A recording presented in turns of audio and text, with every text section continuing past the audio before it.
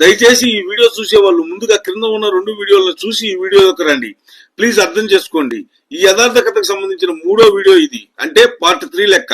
జరిగిన ఈ యథార్థ సంఘటనలో సోషల్ మీడియాలో భిన్నాభిప్రాయాలు కనపడుతున్నాయి. ప్రశాంతంగా బతుకుతున్న అమృత ప్రణయ్ మీద అమృతరావు అంత పగబట్టాల్సిన అవసరం ఏంటి? కూతురు భర్తను సంపాల్సినంత పనేంటి? కేవలం ఇగో హత్యని కొందరు, మరికొందరు కంటే కూతుర్నే కనాలి అంటారు. కానీ విధిరాత మారుతీరావు ఎలాంటి కూతుర్ని కన్నాడో మనమే చూశాం. 9వ తరగతిలో ప్రేమలో పట్టడం, ఇంట్లో వాళ్ళ మాట లెక్క చేయకుండా వెళ్లిపోవడం, గారాబంగా పెంచుకున్న కూతురు వెళ్లిపోయిందనే బాధ, చుట్టూ పక్కన వాళ్ళు చూటిపోటి మాటలు, సమాజంలో చిన్న చూపు, ఇంత ఆస్తి ఉన్నా ఉపయోగం లేకపోవడం, కన్న కూతురే మా నాన్నను ఉరి తీయాలి అనడం, ఇంత హృదయ వేదన తట్టుకోలేక మారుతీరావు చనిపోయారు. జోహార్ మారుతీరావు, నువ్వు ఒక తండ్రిగా మా అందరికీ ఆదర్శమని కొందరు.